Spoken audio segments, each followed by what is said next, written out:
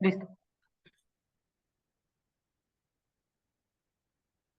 Bienvenidos a todos a la sesión del tema número 8. Hoy tenemos al doctor Ignacio Martínez, quien nos va a estar dando la clase. Buen día. Buenas tardes a todos.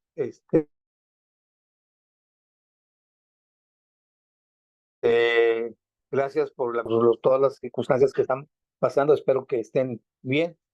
Antes de empezar, quisiera yo presentar, ahí tienen en la pantalla, si la están viendo todos ustedes, la pantalla de hoy. Sí, doctor. Sí, se ve. El tema que me corresponde es el al noveno, que corresponde al noveno diplomado de ENIC al día 20 de junio del 24. Son mis datos que pongo yo ahí, que es mi nombre, Ignacio Alejandro Martínez Delgado. Tengo la maestría en bioética y como subespecialidad soy endocrinólogo. Tengo un puesto de director de escolar y archivo del Colegio de Bioética de Nuevo León. Ocupo como miembro del Consejo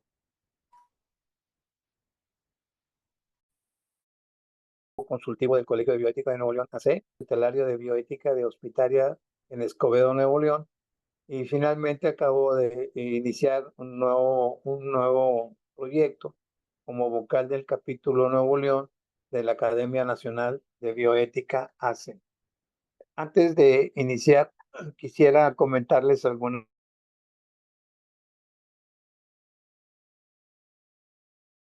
situaciones sobre al término de las dos presentaciones, la evaluación de un caso que ustedes, en donde ustedes participan. Este caso, ustedes tienen que llevarlo a cabo en las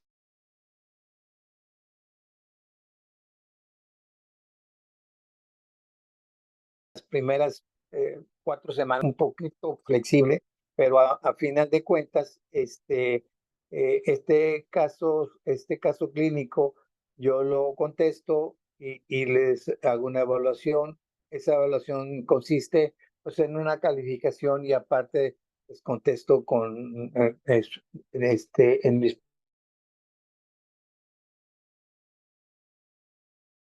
Se está cortando. palabras sobre sus respuestas, ¿no? Para no extenderse esta evaluación, porque cada vez que si se tardan tiempo, pues obviamente esto.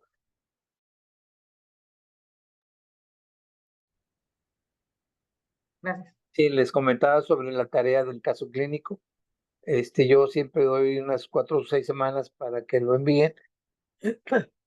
Y este caso, pues lo importante es que ustedes lo puedan enviar para yo contestárselos. Sí me gustaría que estuviera en tiempo y forma para poderlo contestar. Pero ya después de las 6 semanas máximo, pues ya no lo contesto, ¿verdad? Ya esto está fuera de tiempo.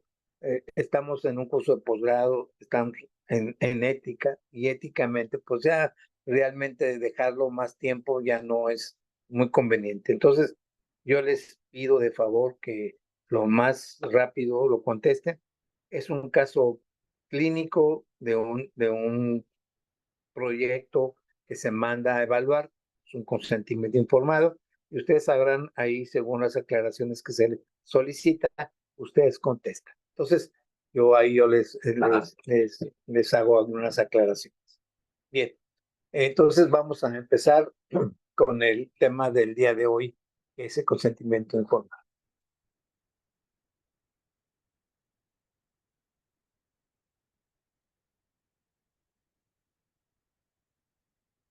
Estos son los puntos que vamos a ver en el día de hoy. Empezaremos con el objetivo y antecedentes históricos. Pasaremos cómo entender éticamente el Código de Nuremberg, concepto del consentimiento informado, los aspectos jurídicos del consentimiento informado, la legislación mexicana del consentimiento informado, factores que inciden en el consentimiento informado, las pautas elaboradas por la COINS y el rol del investigador del coordinador, del monitor y del Comité de Ética en Investigación en Salud. Bueno, iniciamos con el objetivo y antecedentes históricos. El objetivo es el de revisar el consentimiento voluntariamente informado, los requisitos que garantizan su correcto ejercicio bioético y jurídico. Vean ustedes que en 1900 la Comisión Reed realizaba una investigación sobre la fiebre amarilla. Ellos en aquel entonces aplicaban un documento al sujeto de investigación por participar, en el cual se explicaban los riesgos, el pago por su participación y un pago adicional por si se presentaban complicaciones o la muerte. Esto era muy parecido a un contrato, más que a un consentimiento informado. Después tardaron 47 años para que se diera inicio al consentimiento informado voluntario. Voy a tocar 3 antecedentes históricos que han estado ustedes oyendo en pláticas previas. El primero, que es muy relevante, es el Código de Nuremberg, posterior a la Segunda Guerra Mundial de 1939 a 1945, y el juicio que se dio finalmente termina en 1947. El segundo antecedente histórico puntual es el efecto de la talidomida en 1962, que posteriormente de él aparece lo que es la Declaración de Helsinki en 1964. Y ahí sale las recomendaciones para guiar a los médicos en la investigación biomédica en personas en investigación. Y el tercero es el caso Tuskegee, que va de 1932 a 1972, que establecen las reflexiones que integran el informe Bell. Estos tres antecedentes que son puntuales los vamos a valorar. El Código de Nuremberg, que es el juicio de las mortales violaciones a los derechos de integridad y vida de la población judía en experimentación médica nazi que sucedieron durante el Holocausto.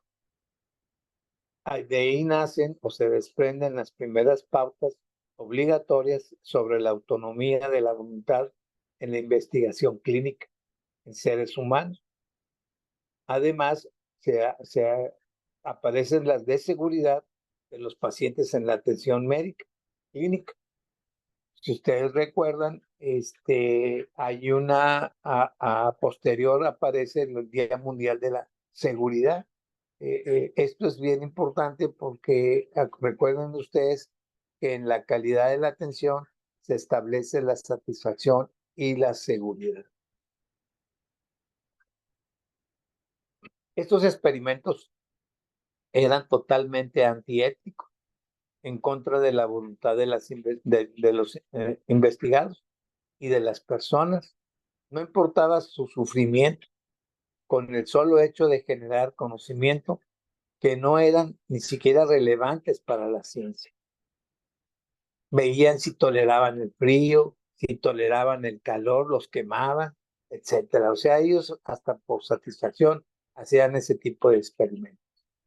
El Código de Nuremberg estipula que los investigadores deben minimizar los riesgos y estos deben ser menores a los beneficios recibidos por la investigación.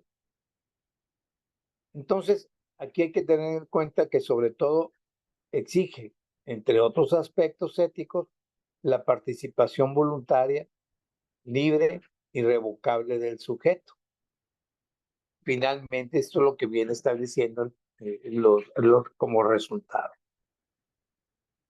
El otro antecedente es el caso de la talidomida. El caso de la talidomida es el gran abuso que hicieron los mismos nazis, porque esta droga aparece, o la compañía farmacéutica Grunenthal la empezó a utilizar contra el gas sarín, y la utilizaron, la descubrieron antes o durante la Segunda Guerra Mundial. A finales de los 50 en Europa, en Australia, Japón y en varios países africanos, la talidomida provocó más de 10,000 casos de defectos congénitos, y en 1962 es retirada del mercado. Inició sus inventos, o inició sus estudios contra situaciones antihistamínicas, y después como sedante. Y ya después se utilizó fundamentalmente en mujeres en el embarazo. El doctor Lenz posibilitó reconocer a la talidomida como un teratogénico que causa el desarrollo anormal del embrión o del feto. La focomelia es conocida como focomelia, y ahí en esa fotografía que ustedes ven, vemos el impacto que tuvo en los recién nacidos en las extremidades. Otto Ambros es el científico nazi sentenciado. Él estuvo en los condenados. Él fue sentenciado a 8 años en Nuremberg. Trabajaba para Grunenthal. Él aplicó en los campos de concentración, como les comento. Él estuvo utilizándolo. Inicialmente, como les digo, fue utilizado contra el gas sarín, y posteriormente lo utilizaron indiscriminadamente en la población judía. Y al final, ellos hacen un dato muy interesante en los escritos al final del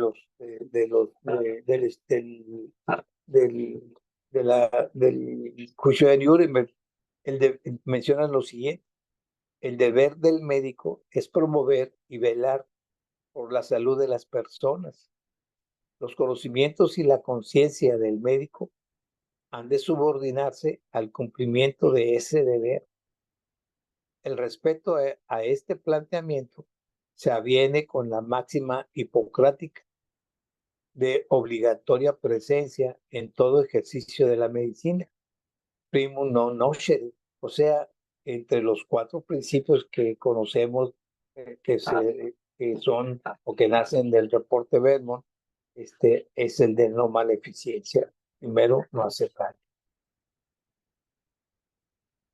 Y el otro antecedente histórico que me gusta siempre platicarlo es el caso de Tuskegee. El caso de Tuskegee fue llevado en Estados Unidos, en donde es el estudio de la sífilis que se llevó a cabo en la población afroamericana en Tuskegee, Alabama, en 399 participantes.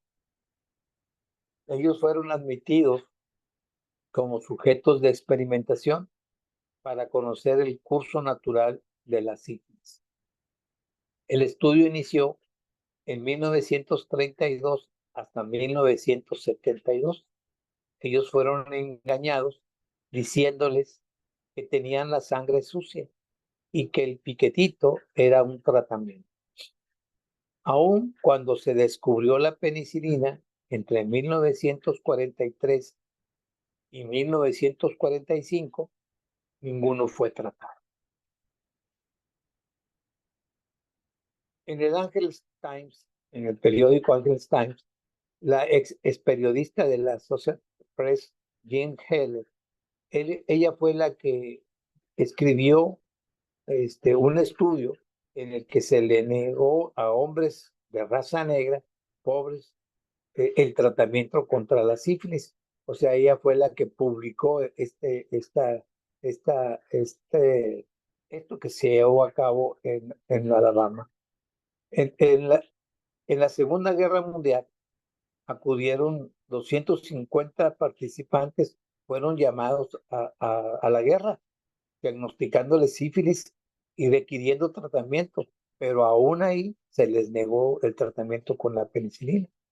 Al final del estudio, solo quedaban 74 sujetos vivos.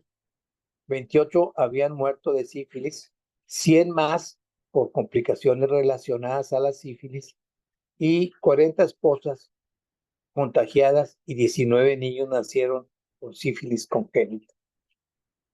No fue sino hasta 1972 que la periodista que acabo de mencionarles escribió este artículo, Víctimas de la sífilis, en un estudio en Estados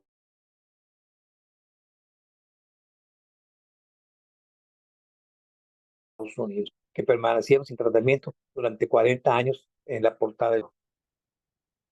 El Estado entregó $9 millones de compensación a repartirse entre ellos y los familiares de las víctimas fatales. El perdón lo recibieron solo 5 de los sobrevivientes con serias complicaciones. Finalmente, Bill Clinton lo hizo 65 años después del comienzo del experimento, en 1997. Estas fueron las palabras. No podemos deshacer lo que hicimos, pero podemos dejar el silencio. Podemos dejar de dar vuelta nuestras caras. Podemos mirarlos a ustedes a los ojos y finalmente decir en nombre de los norteamericanos: lo que hicimos los Estados Unidos fue vergonzoso y lo siento. En las pláticas de ética, cuando yo a veces las doy a estudiantes o a médicos, yo siempre menciono este antecedente y siempre me dirijo haciendo una mención ahí que en Nueva York hay una estatua que es la Estatua de la Libertad, y que ellos debiesen tener también un gemelo, que es en la Estatua de la Responsabilidad.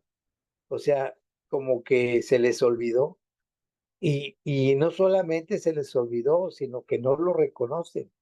Ellos debiesen de haber puesto los dos elementos ahí juntos, los dos gemelos, porque así como finalmente reconocieron este gran evento de haber violado la ética, así violaron durante las incursiones que han tenido en múltiples guerras, y que así como han escrito las historias donde han ganado, también han omitido mucho, por ejemplo, la bomba atómica, etcétera, y muchas circunstancias donde han habido muertes de civiles y ellos han callado, ¿verdad? Y no han hecho absolutamente nada. Pero estas estatuas nos deben de hacer reflexionar de que cuando uno vaya a Nueva York y dice qué hermosa, pues deben de decir, pero les falta la estatua de la responsabilidad.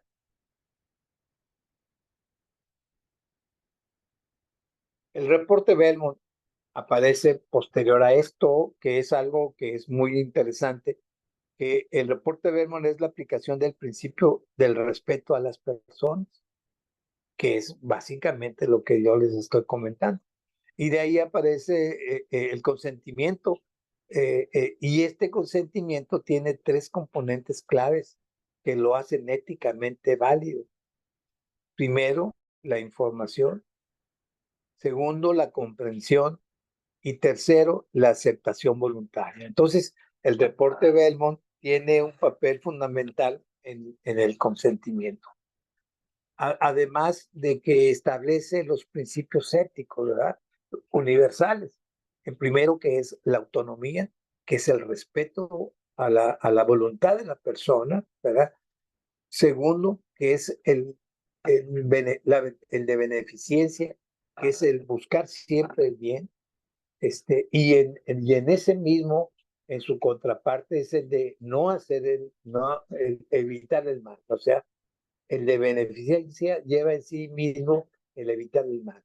Y el cuarto es el de la justicia, ¿verdad? Serían en sí mismo 4 principios fundamentales que son los que hasta la fecha establecen en el reporte Belmont. El respeto por las personas, que viene siendo la autonomía, incorpora dos convicciones éticas, que las cuales siempre tenemos que tener presentes. Los individuos deben de ser tratados como entes autónomos. Y el segundo, las personas cuya autonomía está disminuida deben de ser objeto de protección. Eso no solamente en la investigación, sino en la atención también. Entonces, siempre debemos estar alerta, no solo como investigadores, sino como médicos. Nunca se nos debe de olvidar. Y además, tener en cuenta que estos principios no son en específico médicos, sino son humanos. No son de ética médica, sino de la ética del médico como persona. No porque sea médico, sino porque soy un ser humano. Y entonces se refieren a la ética del comportamiento humano en general. Así de tal manera que la ética es fundamental cuando se aplican estos principios. No porque lo establezca la medicina, no, sino porque somos personas. En la actualidad, todos vemos el crecimiento, todos vemos cómo estamos viviendo.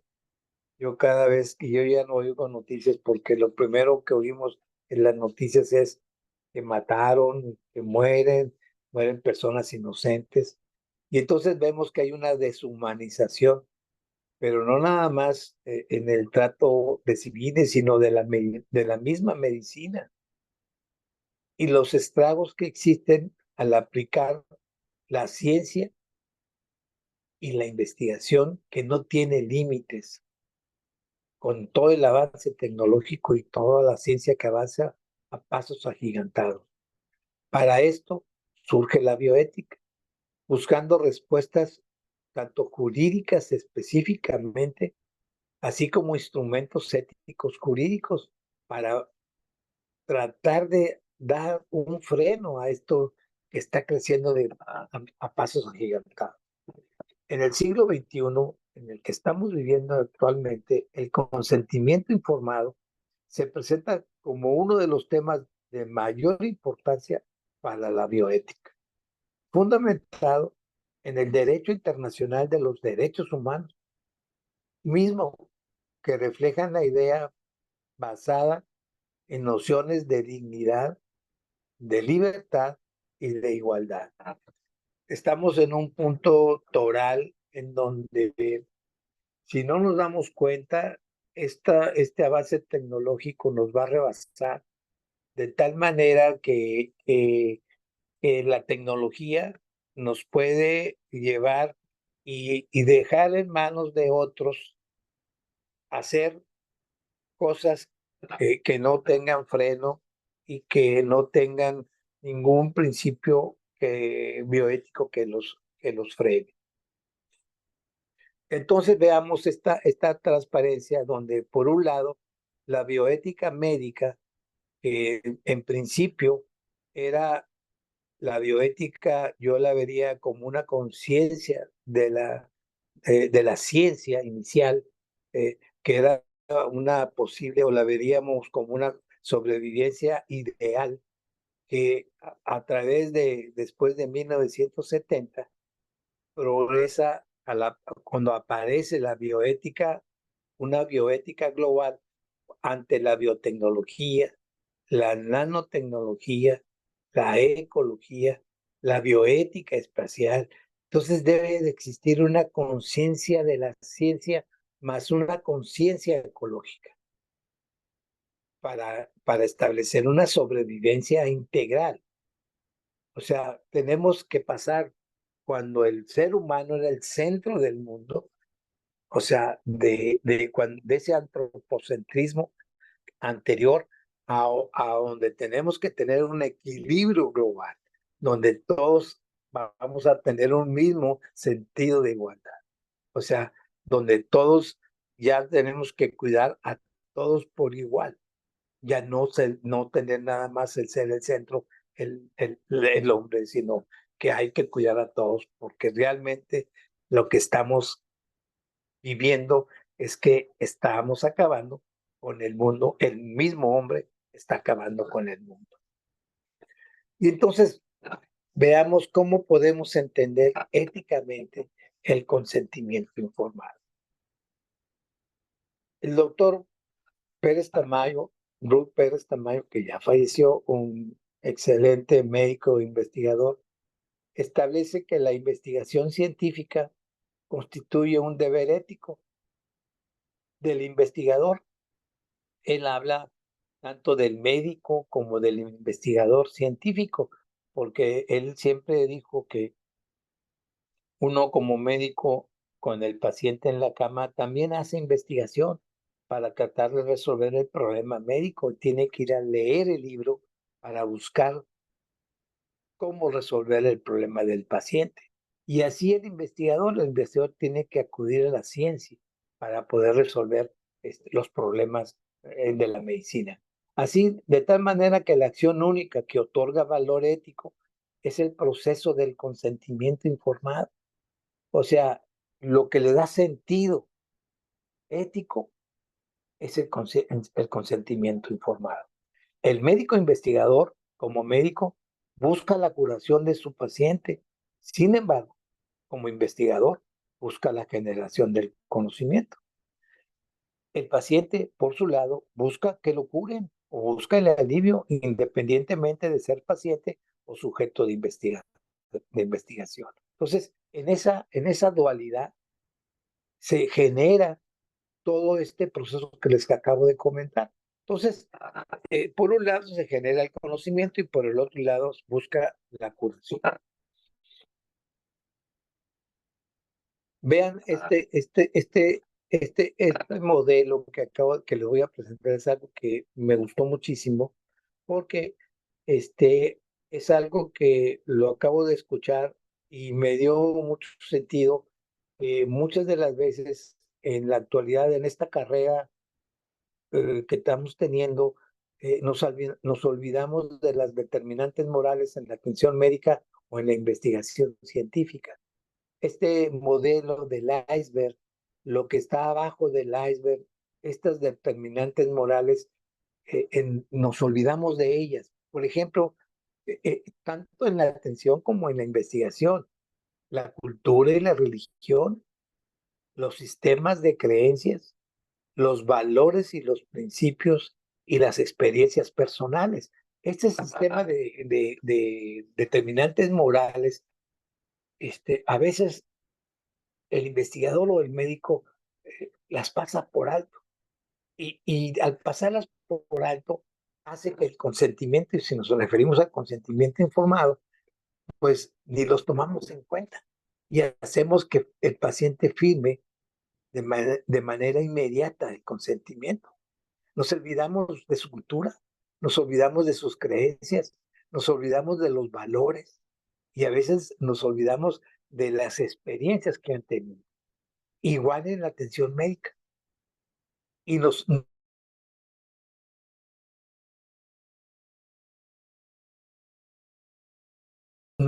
único que nos ocupamos son individuales. Volviendo al código de Nuremberg, él estableció 10 principios y 10 obligaciones.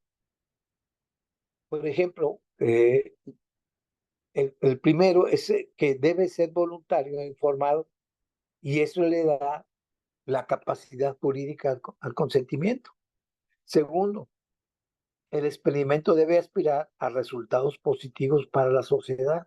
Y esto es bien interesante porque hay muchos investigadores que llevan a cabo el estudio solamente para repetir un estudio que ya se hizo. O sea, solamente para hacer un estudio. Pero si no le sirve a la sociedad, no tiene sentido. Es una repetición de algo. O sea, debe de aspirar, siempre debe de aspirar para que le dé un resultado a la sociedad. Si no, no tiene sentido. Tercero, debe justificar en conocimientos previos, o sea, en esa base de datos que va a justificarse, debe tener un conocimiento previo para justificarse. Debe evitar el sufrimiento y lesiones físicas o mentales en lo posible, o sea, evitar los riesgos. No debe llevarse a cabo cuando implique riesgo de muerte o de discapacidad. Los riesgos no deben superar los beneficios. Debe reducir el riesgo y las instalaciones deben de ser adecuadas. El personal debe ser completamente capacitado y calificado. Los participantes deben tener la libertad de retirarse en cualquier momento y de manera inmediata. En un momento dado, el sujeto de investigación debe decidir que yo me retiro y aceptar esa decisión. Y el personal médico debe de tener el experimento si se descubre que mantenerlo implica un peligro. Entonces, vean cómo, por ejemplo, el de Tusteji, si ellos vieron que ya estaba la penicilina y que si los pacientes estaban teniendo una complicación de la sífilis, pues ellos debieron de haber aplicado la penicilina. Éticamente, ¿cómo puede uno ver una investigación? A través de una ética de la virtud, a través de una ética deontológica o a través de una ética utilitaria o consecuencialista. Veamos rápidamente, si los vemos así, vean ustedes cómo se puede plantear una investigación según la ética. Por ejemplo, para la ética de la virtud estaría Platón a través de las virtudes, la sabiduría, la fortaleza, la templanza, la justicia, o estaría Aristóteles a través de la ciencia o del arte. A través de la deontología estaría John Locke o Kant, y a través del utilitarismo estaría como autor Jeremy Bentham o John Stuart Mill. El fundamento para la teoría de la virtud serían las mismas virtudes que mencionamos anteriormente, y como fin sería la eudomanía, o sea, ser una persona ecuánime, tangible. Según la deontología, es el deber, el derecho, la responsabilidad, teniendo como fundamento la vida. Y el utilitarismo, el mayor bien es lo útil, o sea, el placer, y se enfoca a la acción. En su desarrollo, para la ética de la virtud, establecería la razón, o sea, se desarrolla como el carácter. En la deontología, estaría el imperativo categórico, tratar a los demás como si fueran fines en sí mismos y no meramente instrumentos. Y ahí tendríamos el principio de la autonomía. Y para el utilitarismo, la ética es basada en la realidad empírica y no en un mandato divino, la búsqueda del placer y el soslayo del dolor. ¿Y cómo aplica el investigador? En la virtud, aplica la razón y las virtudes, obviamente. En la ética deontológica establece los principios, obligaciones que se garantizan en la investigación de los participantes y la sociedad, y en utilitarismo establece los valores universales y empíricos y constituye medida del comportamiento ético. Y entonces esto sería lo que, cómo vería uno las teorías o la investigación dependiendo de cada uno aplicaría cada una de las virtudes. Y entonces, a partir de aquí, ¿cómo vamos a ver el concepto del consentimiento informado? El consentimiento informado debe de cumplir con investigar, con consentir y con informar. El consentimiento voluntario y libre debe recordar siempre que el consentimiento está relacionado al respeto recíproco entre las personas, especialmente a los médicos o al investigador, por el riesgo del abuso. Y se refiere al abuso básicamente del investigador, o sea, de que él sea del famoso paternalismo que nosotros usamos tanto en la medicina, donde el médico es el paternalista, es el que manda, es el que tiene el poder, y ese abuso es el que puede llevar al consentimiento informado a ser autoritario o ser paternalista.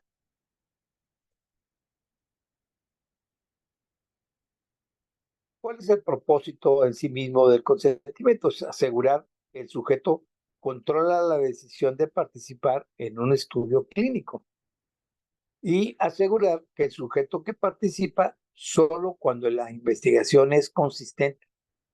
Ahora sí, aquí vemos las determinantes morales con sus valores, intereses y preferencias. Esto debe de ser muy claro, y aquí es donde vemos los determinantes morales, como lo mencionaba en la transparencia anterior. O sea, debe de ser congruente con sus intereses, valores y preferencias del sujeto de investigación. Entonces, los elementos que integran el consentimiento informado, visto como un proceso con la finalidad de garantizar el respeto a la dignidad humana, los derechos humanos y los principios en bioética, en el ámbito de la investigación biomédica y la atención de la salud. Entonces, hacia esto debe de ir dirigido como proceso. Y como proceso, si ustedes ven ahí claro, recordando que un proceso consiste en un conjunto secuencial de acciones lógicas, planificadas y ejecutadas para alcanzar un determinado objetivo. Aquí yo me recuerdo de que en calidad, los licenciados de calidad siempre nos dicen, para mantener la calidad, establecen que siempre hay que evitar que se produzca un problema o un evento adverso o un evento centinela. Y para evitarlo, ellos dicen que hay que verlo como un queso gruyere. El queso gruyere, ya ven ustedes que tiene muchos agujeros y esos agujeros no son continuos. ¿Por qué no son continuos? Para que no aparezca un evento centinela, un evento. Pero cuando aparece el evento centinela o el evento adverso, es porque los agujeros se alinean. Y cuando se alinean es que aparece un evento centinela, un evento adverso. Y entonces, ahí es lo que hay que evitar. Y para eso, los procesos deben estar bien definidos. Y el consentimiento informado debe ser bien definido de tal manera de que esté bien planeado y bien hecho para que no aparezca un evento adverso. Por lo tanto, el consentimiento informado debe ser un proceso bien determinado y para eso se debe llevar a cabo la información. Debe de darse el siguiente proceso, que es la de validar la información mediante la comprensión, y posteriormente se debe de respetar la decisión y finalmente la documentación de todo esto que se vio previamente. Y de esta manera se establece el proceso del consentimiento informado. Y todo esto se da en comunión, en una comunión ética y el derecho. O sea, es comunión de la ética y el derecho, que es una unión responsable reconociendo la libertad, que es una decisión responsable. Esta comunión es fundamental porque legitima el consentimiento informado y lo hace legal. Y eso le da la legalidad para que se legitime el consentimiento informado. Por lo tanto, eso evita que tengan malas interpretaciones. Y en un momento dado, este proceso de consentimiento informado le da la legalidad, y cuando se viola el consentimiento informado, entonces es cuando se puede llevar hasta lo jurídico.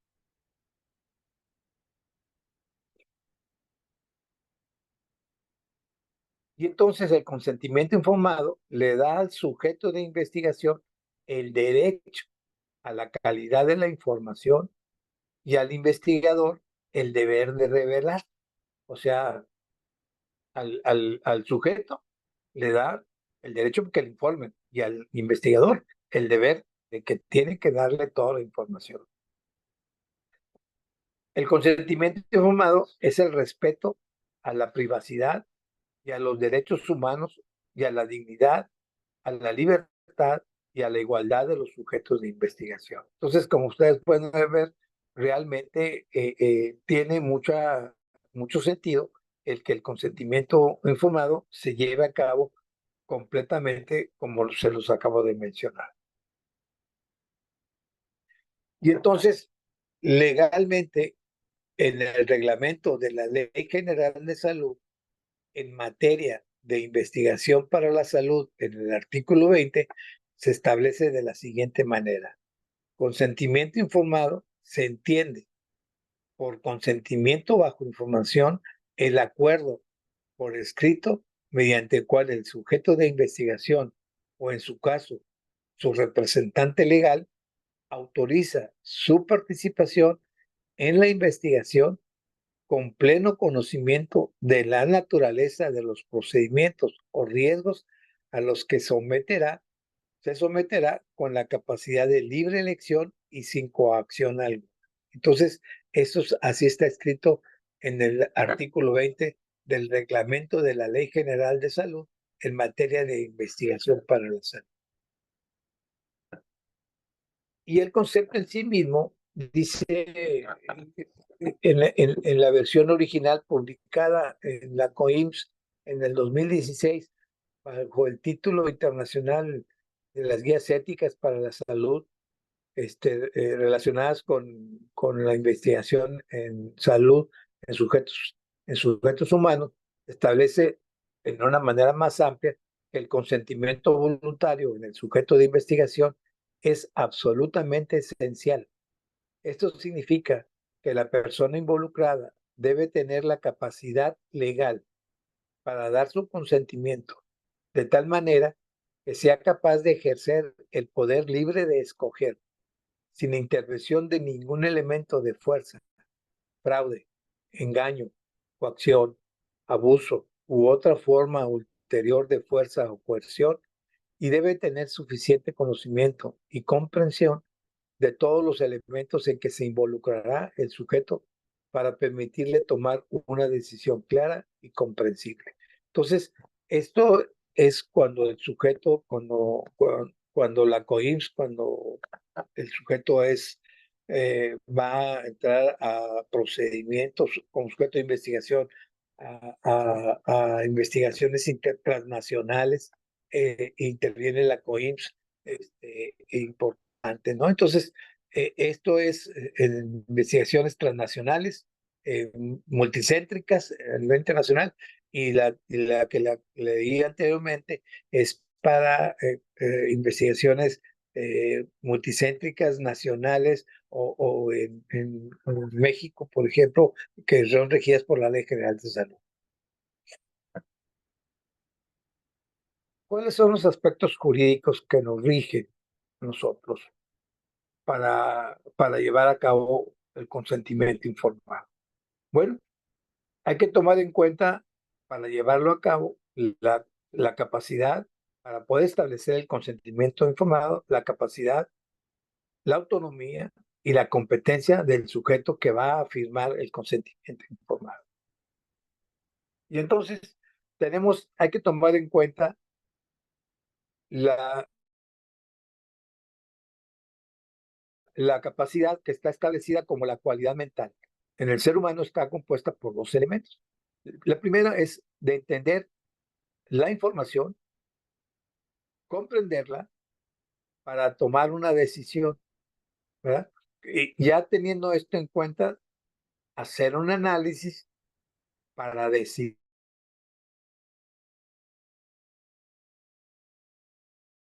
o sea, viene la autonomía, o sea, la legal, y para la connotación legal debe establecerse ser mayor de edad o de lo contrario, tener un representante legal.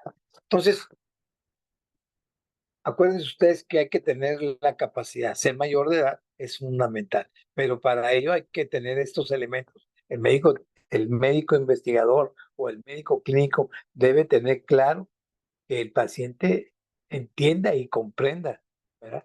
Y esa es una cualidad muy importante que el investigador debe detectar. Yo hace poco me dijeron, extiéndame por favor una carta porque el paciente, tenemos que ir al banco y me la devuelven, ¿no? Me falta que tenga la capacidad, si tiene capacidad de entendimiento. O sea, me dijeron porque la persona era mayor de edad y yo tenía que haber puesto si tiene la capacidad de entender y comprender. O sea, eso era importante que había que poner en esa carta. Era para una cuestión legal del banco, entonces por eso me la devolvieron.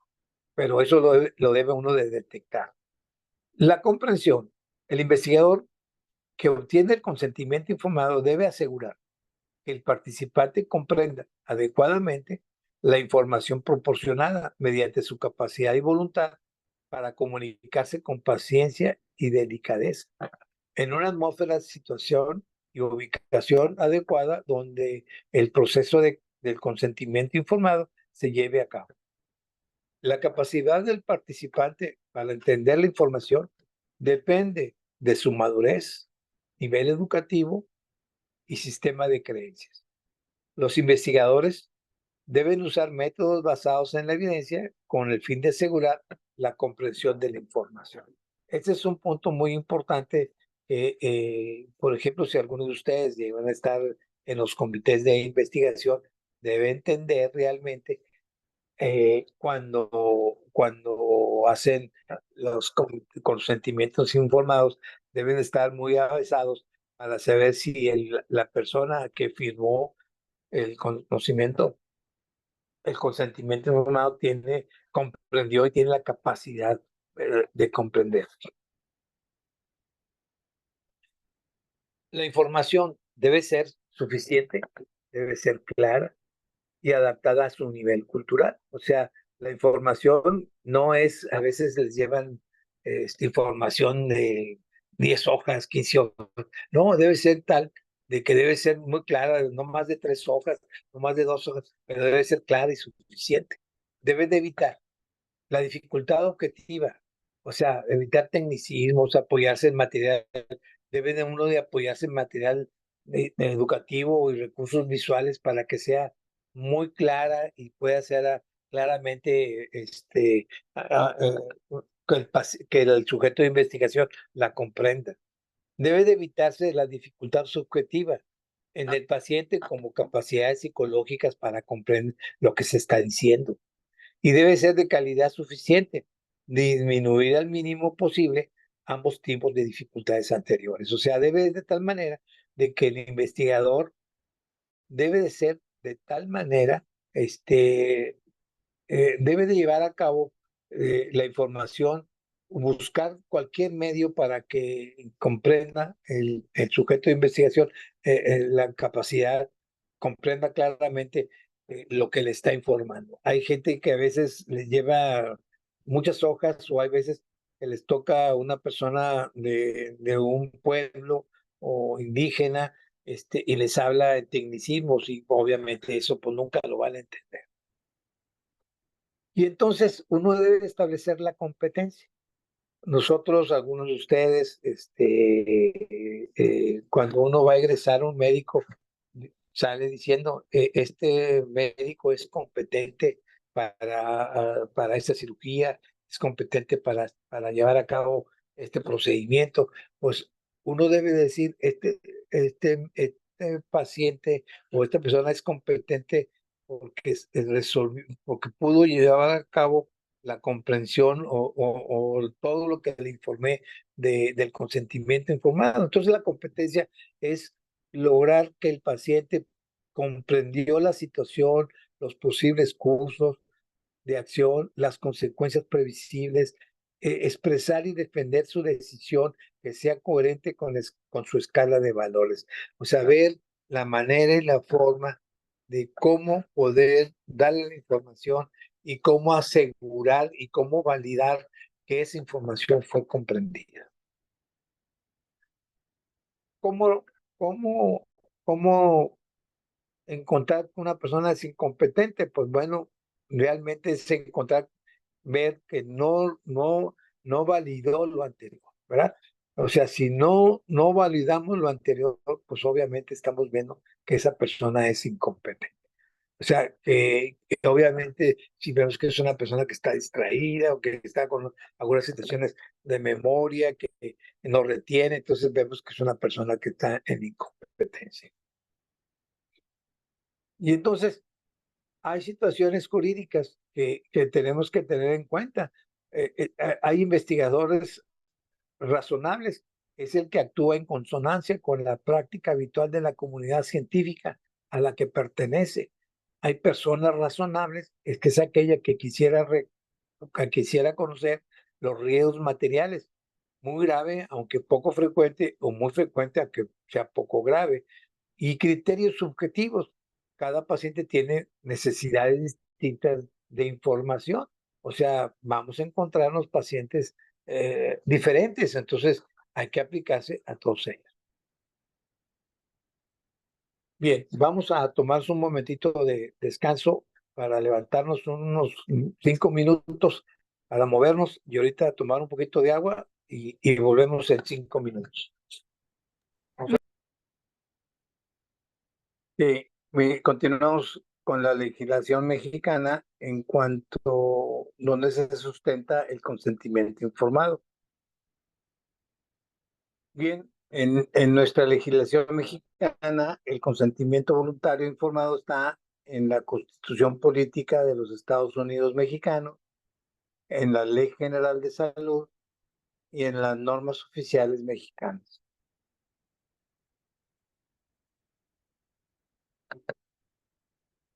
En la Constitución mexicana está fundamentada como un bien jurídico para la salud, tutelada y protegida en el artículo 4 de la Constitución Política de los Estados Unidos Mexicanos.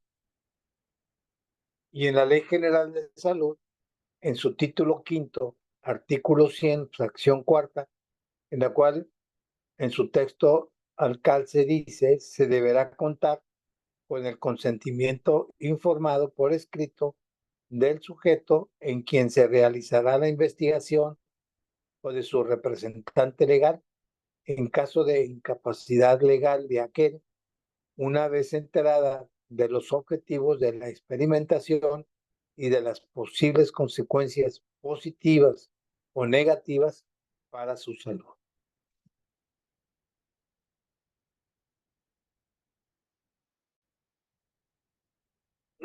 ¿Cuáles son los aspectos que debe explicar el consentimiento informado que están en el artículo 21 del reglamento de la Ley General de Salud, enfocada a la investigación en salud? Bueno, tenemos los siguientes. Iniciamos con la justificación y objetivos de la investigación, deben estar bien justificados. Los procedimientos que van a usarse, identificando los experimentales, molestias o los riesgos esperados, los beneficios probables, los procedimientos alternativos para el sujeto, la garantía de aclaración de dudas, la libertad de retirarse en cualquier momento, la seguridad de confidencialidad y de que no será identificado, el compromiso de proporcionar de nueva información, el tratamiento médico e indemnización en caso de daños causados por la investigación, los gastos adicionales absorbidos por el presupuesto de la investigación. Todo debe de formularse por escrito, elaborado por el investigador principal, revisado y aprobado por el Comité de Ética en Investigación. Los nombres y direcciones de 2 testigos y su relación con el participante ser firmado por dos testigos o por el sujeto de investigación o su representante legal, extenderse por duplicado, quedando un ejemplar en poder del sujeto de investigación. Todos estos elementos son supeditados, deben de ser vigilados y estar siempre presentes en el consentimiento informado. Aquí hay algo que nosotros debemos tener muy presente. Se deben de cumplir a cabalidad. En las instituciones de salud, por lo regular, hay instituciones que pueden tener la totalidad de los elementos o pueden tener algunos elementos que puedan omitir cuando son estudios por lo regular descriptivos, que no son cuando no se utilizan procedimientos o de medicamentos. Por lo regular, cuando son estudios descriptivos, no se ponen tan estrictos. Y entonces las instituciones formulan un formato de consentimiento más corto. Entonces, si la institución elabora un comité más corto, es porque no son estudios de intervención, no son estudios multicéntricos, no son estudios en donde se vaya a llevar a cabo un estudio de experimentación. Pero sí, cuando son estudios de investigación que tengan que intervenir un producto o una droga, debe de cumplir necesariamente con todos los elementos que el reglamento de la Ley General de Salud, que aquí están mencionados, debe cumplir con el 100%.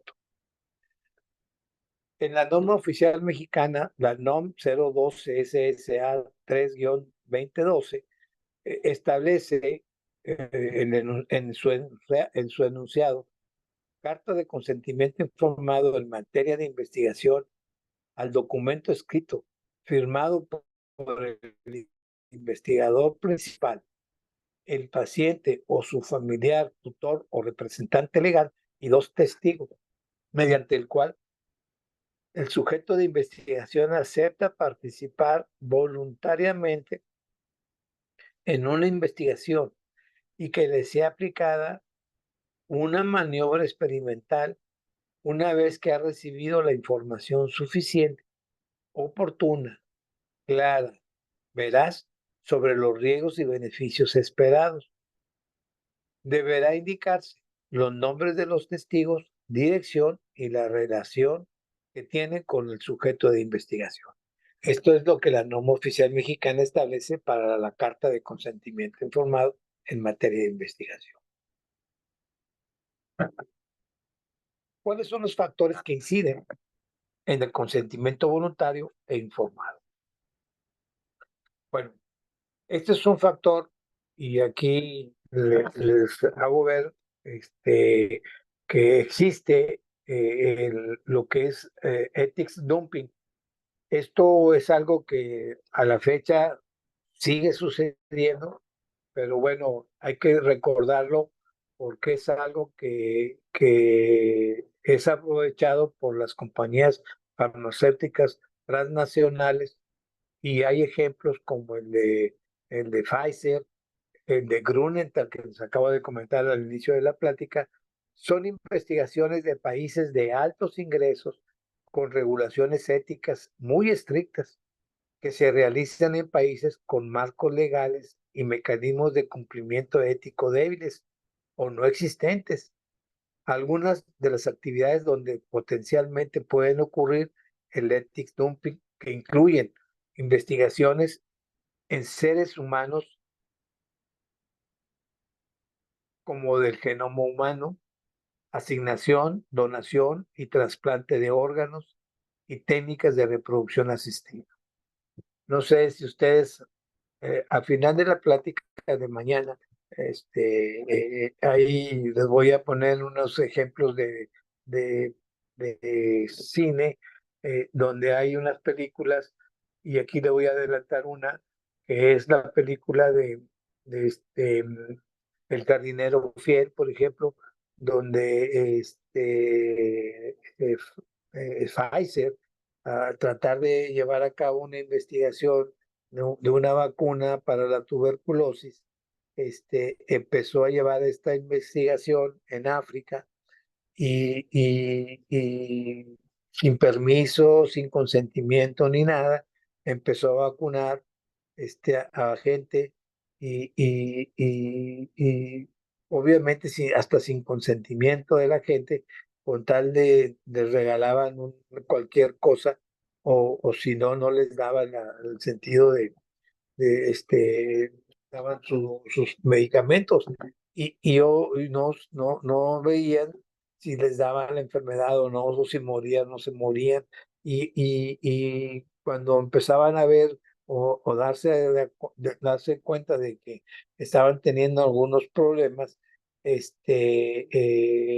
intervenían la gente del poder, del gobierno, para evitar que hicieran alguna situación en contra de las compañías.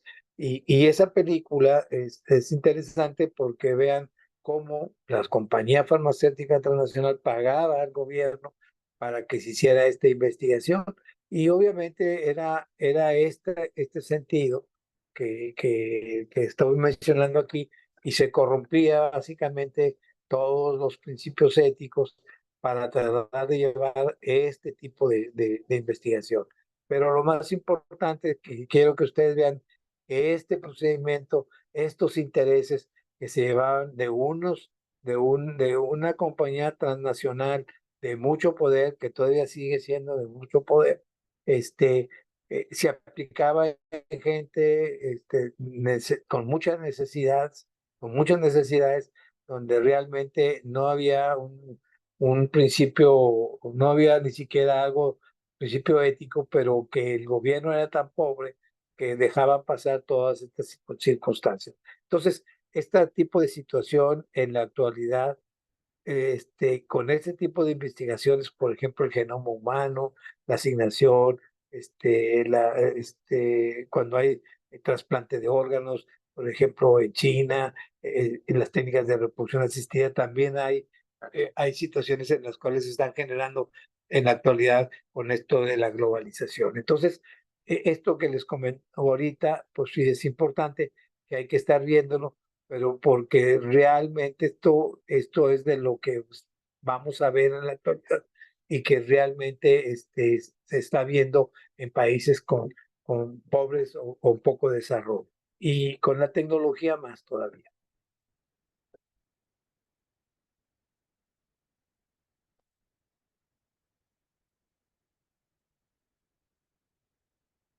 También otros factores que hay que considerar: las asimetrías sociales que existen, por ejemplo, en México.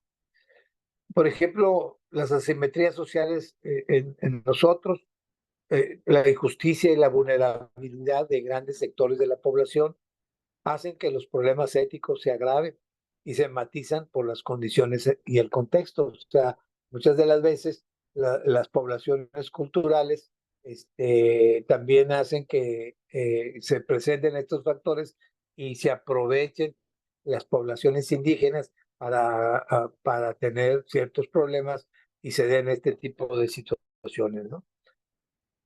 Ante estas circunstancias o situaciones, deja poco espacio para informar y respetar a las personas o a los sujetos de investigación, haciendo que esta maraña de intereses no se exprese y el consentimiento informado quede como un acto protocolario asentado en papel, ni se entienda y ni se renueve. Entonces, el consentimiento informado ante estas circunstancias queda sobrepasado, y muchas de las veces ni se entiende, ni se comprende, y por otros intereses solamente se firma. Cuando se cruzan los sujetos con la investigación, por ejemplo, las condiciones sociales y culturales diferentes, y lo acabamos de mencionar. Las instituciones de salud con múltiples contextos para la atención y la investigación, cuando hay expectativas e intereses de los pacientes y los investigadores, y las diversas exigencias derivadas de los métodos y diseños de investigación. Por ejemplo, ahora tenemos instituciones ya, ahora salen hasta en el periódico las invitaciones para las investigaciones. Ahora tenemos centros de investigación que invitan, centros de investigación privados que invitan a que acudan, porque hay ahora productos que vienen a hacer, a hacer centros que invitan a experimentación de productos que ya sí han sido aprobados en Europa o en Estados Unidos y que se empiezan a aplicar aquí en México, y entonces invitan a la gente para que vayan y sean aprobados aquí en México. Entonces, ante estas circunstancias, muchas veces hacen diferencias los investigadores porque a ellos les interesa concretar esos estudios y empiezan a tener, seleccionar los, a los sujetos de investigación. También existen los objetivos e intereses de las agencias financiadoras. Las agencias financiadoras quieren terminar más pronto y obviamente a los investigadores les pagan y quieren que terminen rápidamente el estudio. También las compañías farmacéuticas. Claro que aquí, si ustedes se van a dar cuenta que las compañías farmacéuticas actualmente en los centros de investigación les pagan por paciente, etcétera. Y también las instituciones de carácter internacional o empresas multinacionales, las normas jurídicas, y empieza un debate ético ante todas estas circunstancias. En la actualidad, cosas que ha hecho que los mismos investigadores entren en conflicto y entren en debate ético es el hecho de que los investigadores cada vez compiten entre ellos en el sentido de que empiezan a ganar más por paciente que entra a la investigación. Por ejemplo, en el investigador mismo, ¿verdad? Al invitar a un sujeto a participar, hay competencia y hay rivalidad. Cada vez un producto nuevo que viene, que ya ha sido estudiado y aprobado en Europa, en Estados Unidos, empieza a haber competencia entre investigadores. Ustedes van a ver que un investigador en México está haciendo varias investigaciones de varios productos, ¿verdad? Y compite con el otro que hace lo mismo y están cobrando cantidades más o menos importantes y empieza la rivalidad entre ellos. El pago por paciente incluido y el compromiso con el patrocinador para que acabe la investigación a un corto tiempo. Con así, y por ejemplo, Cofepris, para que entre un producto, necesita necesariamente que le pague a Cofepris, la compañía farmacéutica, para que ese producto sea aprobado por Cofepris y complete una determinada cantidad de pacientes para que se apruebe y entre y el estudio logre pasar los datos estadísticos para que sea aprobado. Y entonces hay factores de presión para el sujeto investigador. O sea, al considerar el miedo a perder atención, el paciente tiene miedo a perder atención médica o recibir una menor calidad. Cuando el instituto empezó a participar en este tipo de estudios y los investigadores estaban en los estudios, les decían a los pacientes, es que si usted no entra al estudio, usted puede perder la atención, y empezaban a coaccionar a los pacientes. El deseo de agradar o no molestar al médico. Entonces, por no negarse y por caerle bien al doctor, o al investigador le decían que sí a todo. La falta de acceso a otras opciones. O sea, también hay pacientes que dicen, no, si no entra, no voy a tener otra opción más que esta. O las expectativas irreales sobre los beneficios, ¿verdad?, que les proponían los mismos investigadores. Entonces, hay presión en el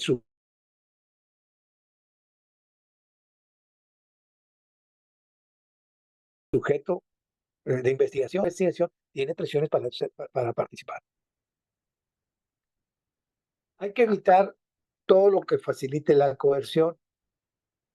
Tres elementos que hay que tener muy presentes. La persuasión, que cuando el investigador está persuadiendo al sujeto de investigación para que participe, o cuando lo coacciona, lo está amenazando de manera explícita o implícita, con consecuencias no deseadas y evitables, o la manipulación, o el médico le presenta la información de tal manera que lo empuja a tomar una decisión.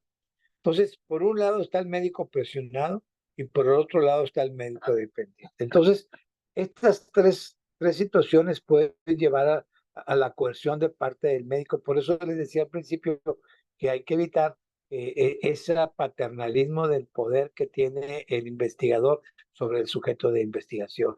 Y de eso debe estar muy al pendiente el Comité de Ética de Investigación. Y entonces hay que recordar siempre que el consentimiento voluntario del sujeto humano es absolutamente esencial. Eso significa que la persona involucrada debe tener la capacidad legal para dar el consentimiento.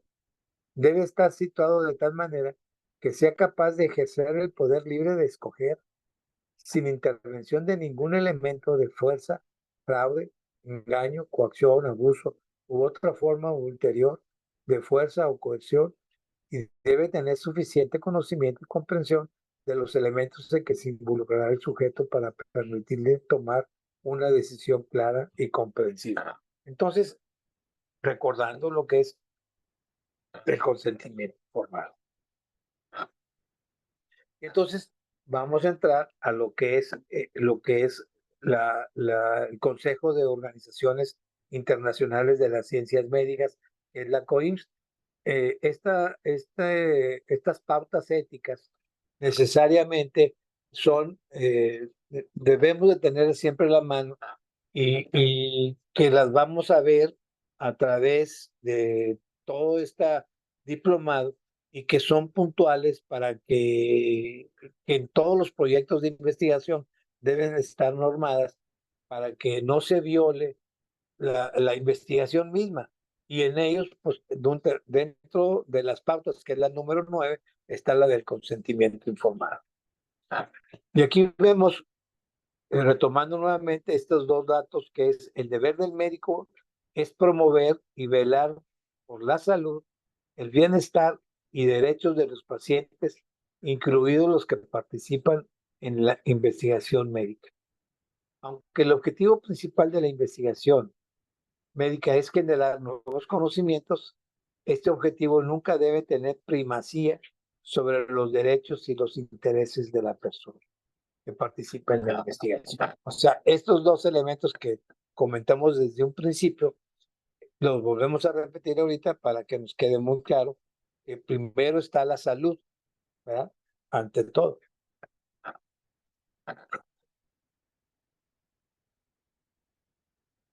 Y aquí vamos a ver nuevamente lo que la COIMS, a diferencia de las pautas que mencionamos al principio, de lo que solicita los reglamentos de la investigación, esto es lo que establece las pautas de la COIMS en la investigación para la salud.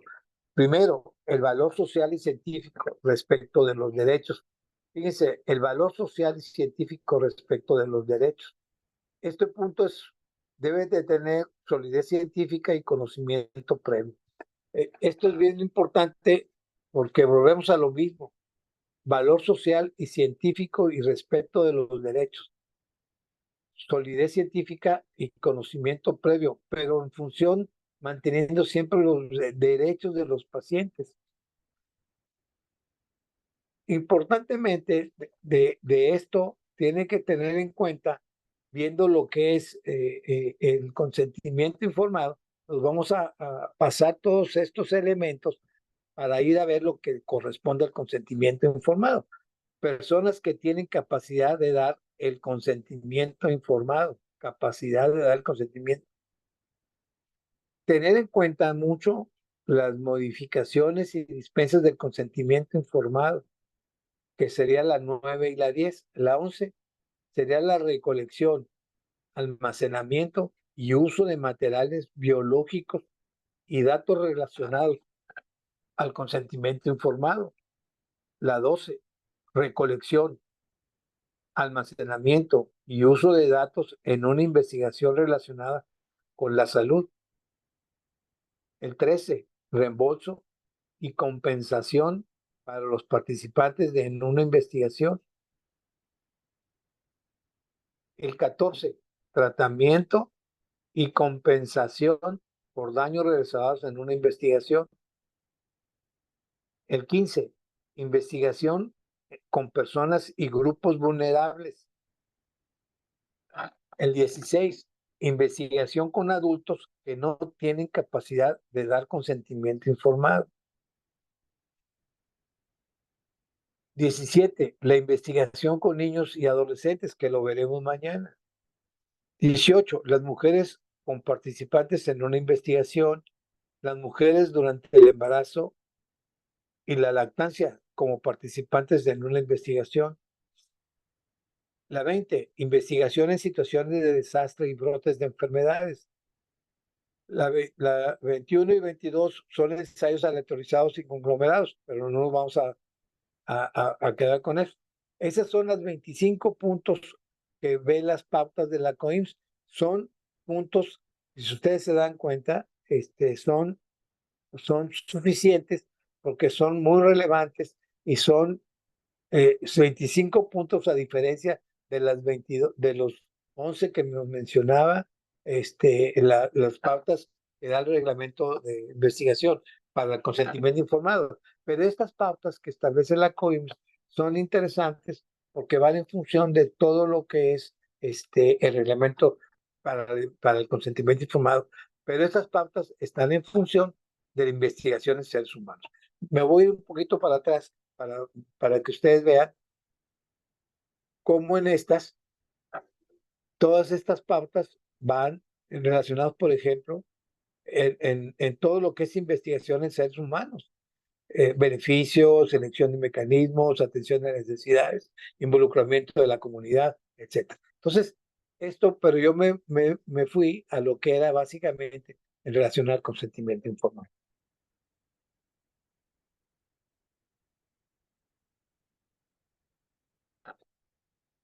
En su apéndice 2, obtención del consentimiento informado, que es hacia la información esencial para los posibles participantes en una investigación. Vemos, número 1, la finalidad de la investigación, sus métodos, los procedimientos que llevarán a cabo el investigador y el participante y una explicación de la diferencia entre la investigación y la atención médica de rutina, que sería la pauta 9, y en la que se invita a la persona a participar en la investigación, las razones para considerar a esta persona apropiada para la investigación y que la participación es voluntaria. O sea, esta situación es fundamental porque viene importantemente en lo que es el apéndice que establece sobre el consentimiento. Y que la persona está en libertad de negarse a participar y de retirarse de la investigación en cualquier momento sin sanción o pérdida de sus beneficios. Y estos son los elementos que les comentaba inicialmente sobre el Seguro Social. Y el Seguro Social establece estos elementos para el consentimiento informado. Número 1, nombre de la unidad, sede de descripción de la investigación o investigador responsable. Estos son los elementos que no se nos debe de pasar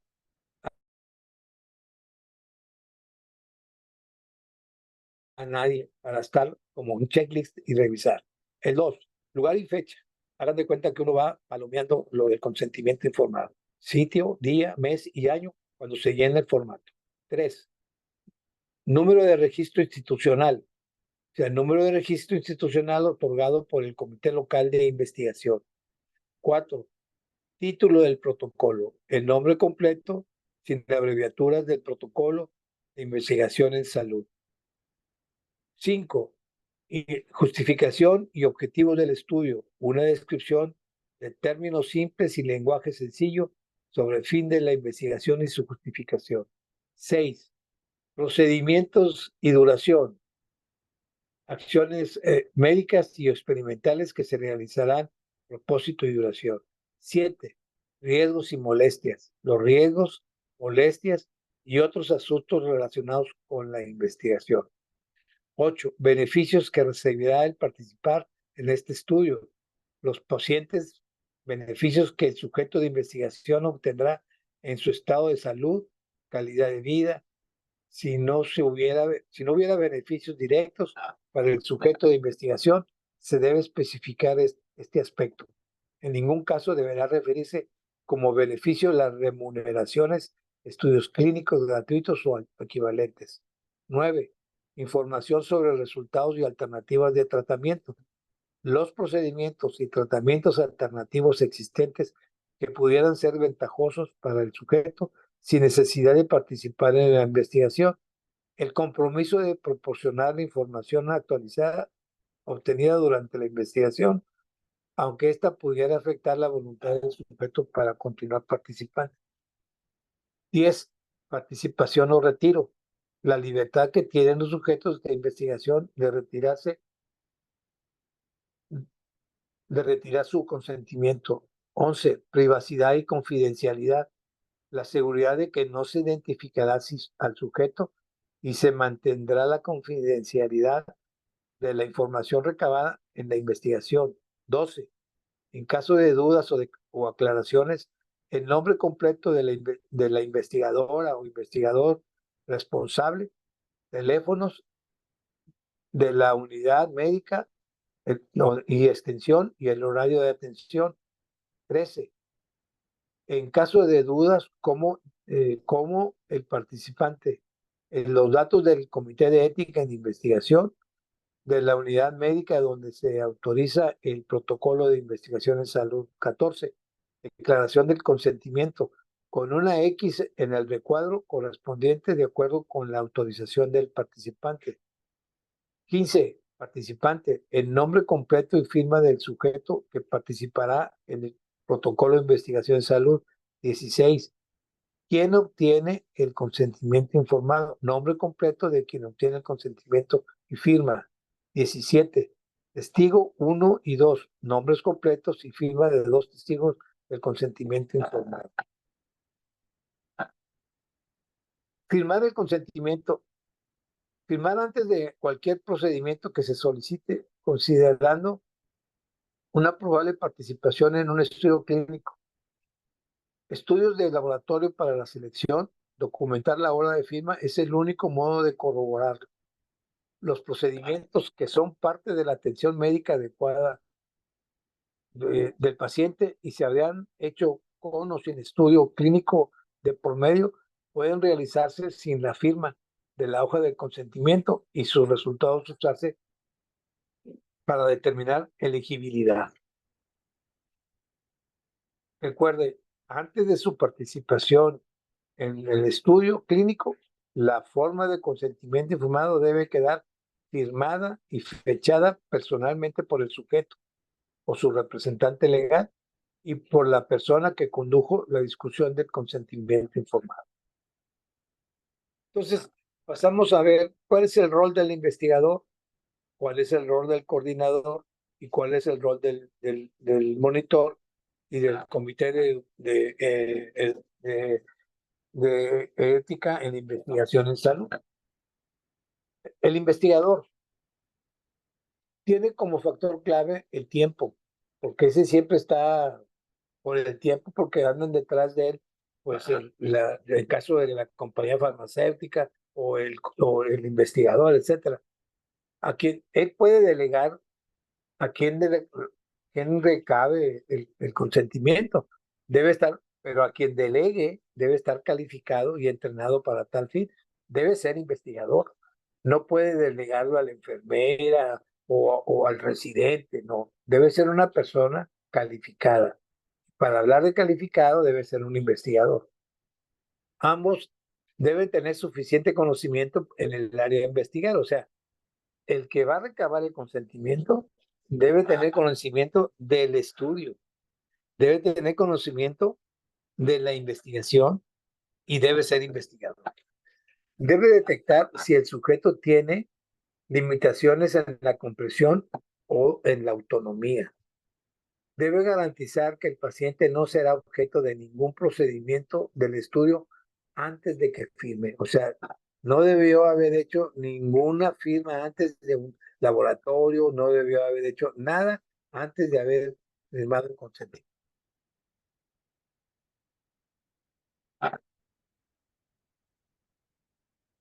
Es responsable de asegurar que el paciente no está consintiendo bajo coerción. O sea, no debe de manipularlo, no debe de coercionarlo ni nada de eso. Debe informar al sujeto que es un tratamiento en investigación sin sobreestimar sus posibles beneficios. Debe informar de los riesgos y los beneficios y en caso de duda debe de apoyarse del Comité de Ética en Investigación.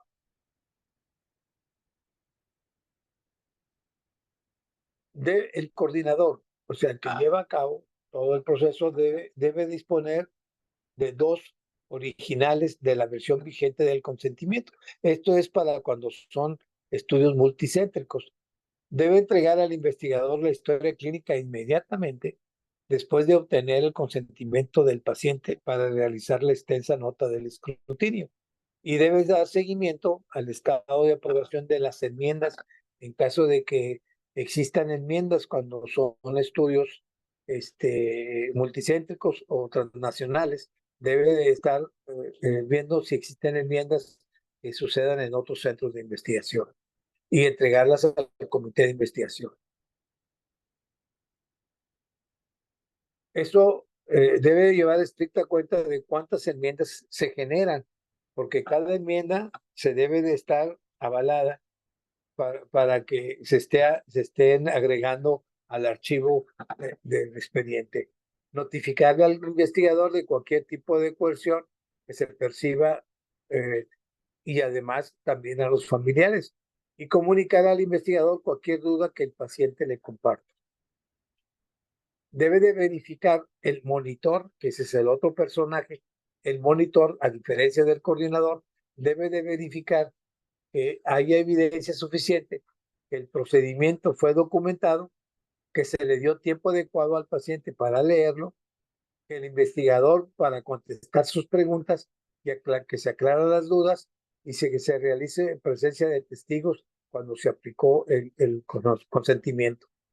Debe de verificar que la hora de la firma se encuentra documentada en el formato mismo, la hora de la firma. Asegurarse no solo de discutir con el investigador de manera verbal las desviaciones encontradas, si puede haber desviaciones en las firmas, en el documento, ¿verdad? O en las enmiendas.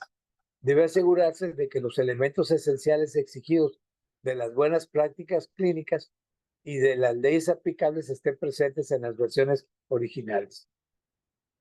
Y el Comité de Ética y de Investigación con frecuencia debe de verificar que los protocolos no sean modificados durante el curso del estudio.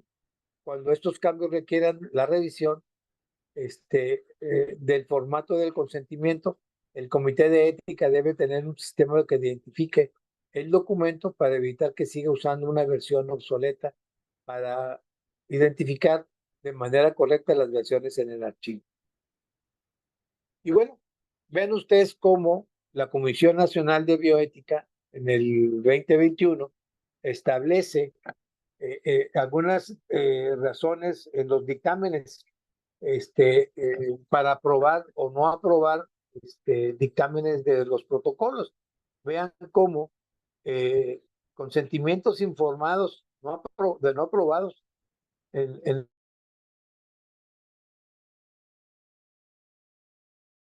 en el 2000, en 211, cuando un comité de ética y investigación está trabajando, rechazan, en 2011 rechazaron 211. En el manejo de información, o sea, en lo que respecta a la privacidad del participante, 93. En la pertinencia científica hubo 93. En proporcionalidad de riesgos y beneficios hubo 89. En criterios de selección de participantes hubo 84. Y en el valor social hubo 19. Y veamos en la evaluación de aspectos éticos como el consentimiento informado, principales dudas de los comités de ética y de investigación, consentimiento para uso de información contenida en el expediente clínico, imágenes, por ejemplo, rayos X, ultrasonido, etcétera, adaptaciones por pandemia, es válida la firma en formatos o procesos electrónicos a distancia, es posible autorizar excepciones, en qué casos, cuáles son las limitaciones e implicaciones del consentimiento en pacientes con enfermedades mentales, embarazadas, obtención de los casos de personas fallecidas, evaluaciones en proyectos de investigación que utilizan encuestas en línea.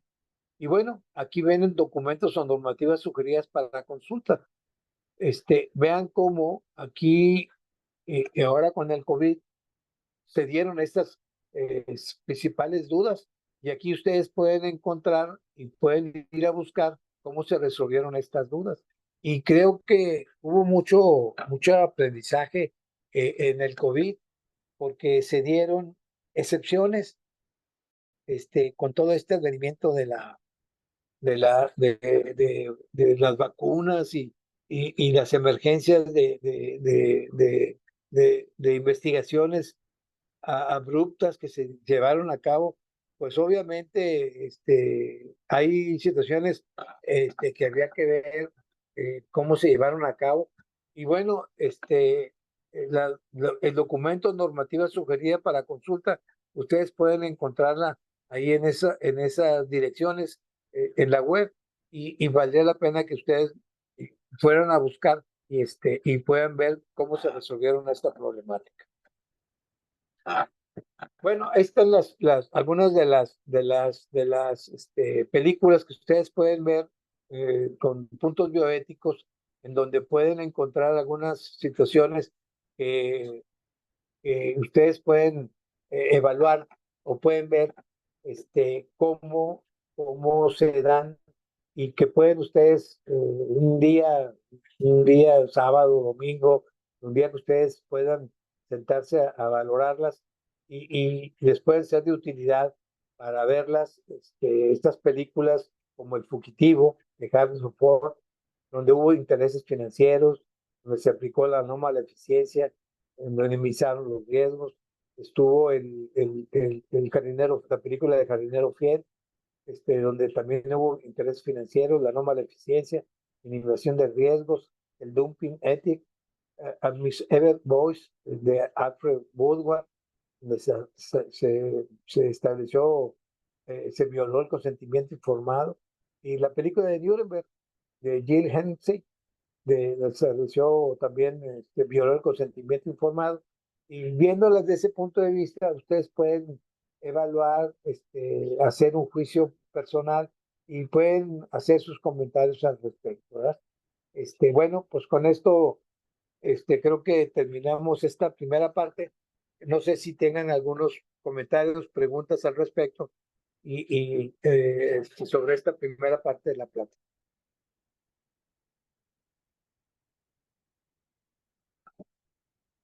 Algunos comentarios o algún resquemor, como me decía alguno de mis alumnos, algún resquemor al respecto, comentario o duda.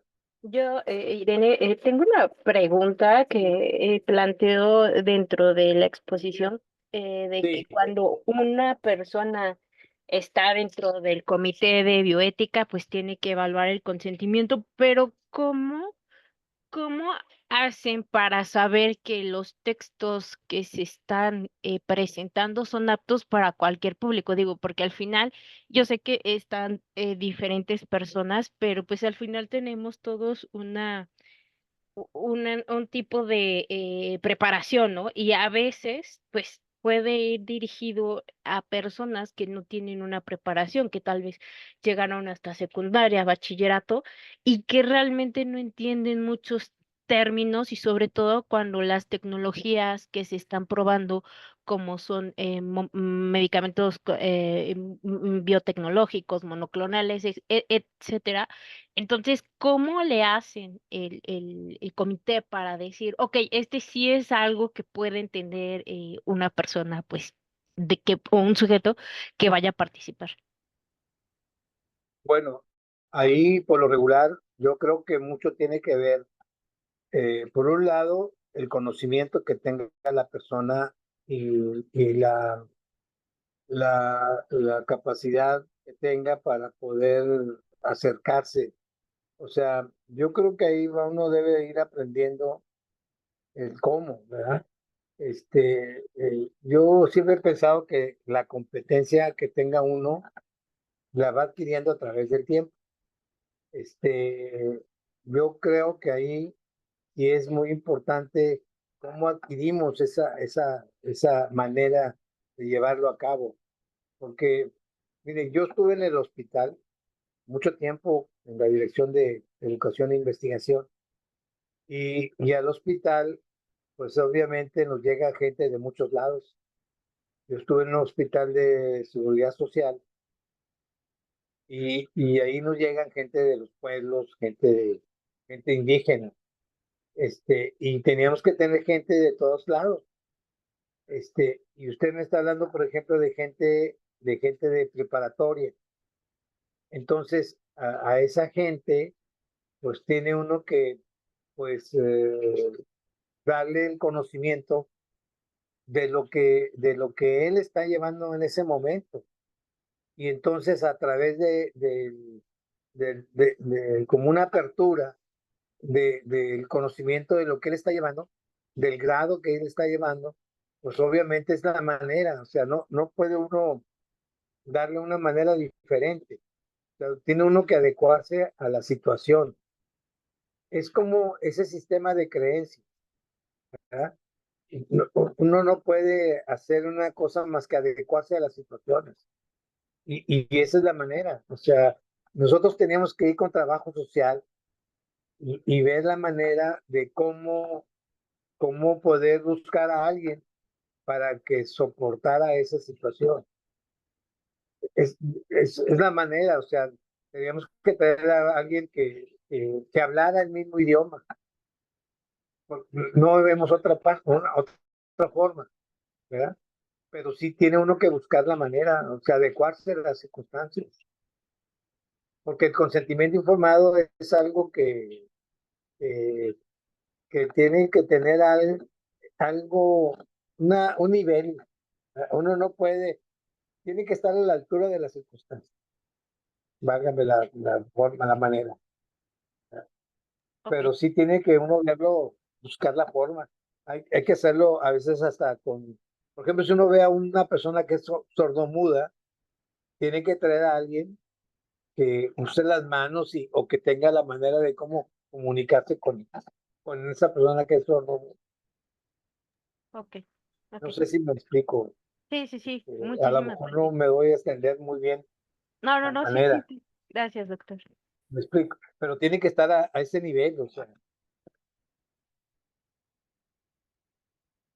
Ok, gracias.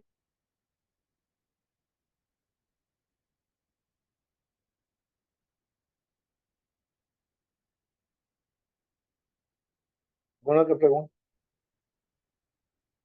Disculpe, doctor, en el link que viene en la diapositiva que nos comparte sobre las limitaciones que impuso el COVID sobre el consentimiento informado, se puede checar ahí, ¿verdad? O sea, el link ese nos lleva a obtener más información sobre ese tema. Sí, Es que me genera como curiosidad cómo se manejó esa situación, tomando en cuenta, como se menciona ahí, de que, pues, según la normativa, el consentimiento, pues, únicamente se maneja físico, ¿verdad? Por escrito. Y pues dadas las circunstancias que se presentaron durante la pandemia del no contacto, etcétera, pues cómo fue que se manejó esa situación.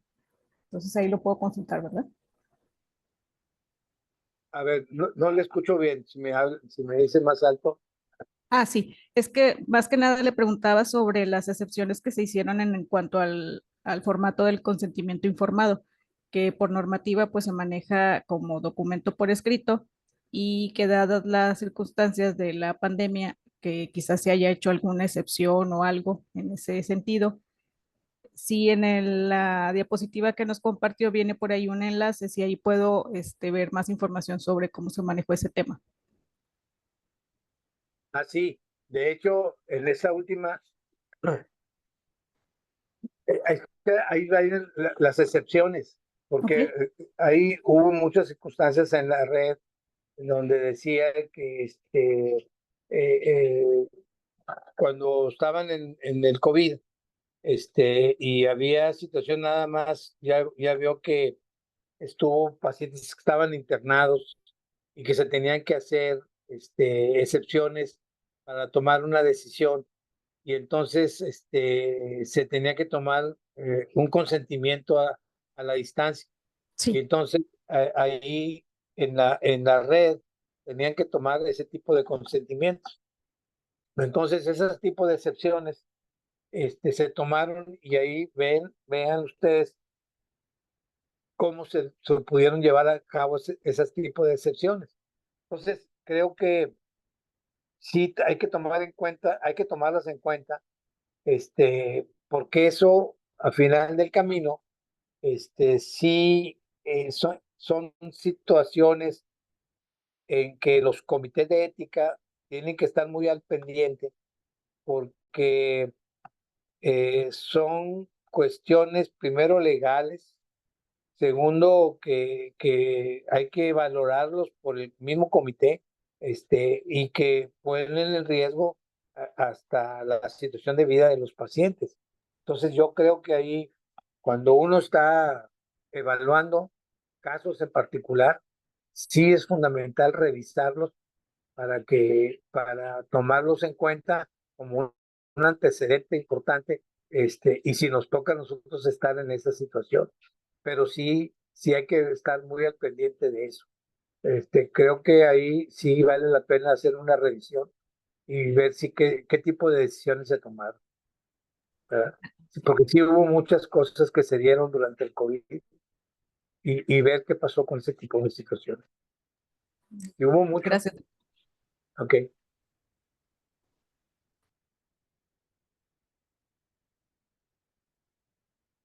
bien. Si no hay más, bueno, les agradezco su participación.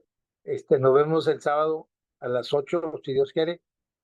Esperemos que tengamos luz y no nos afecte el agüita.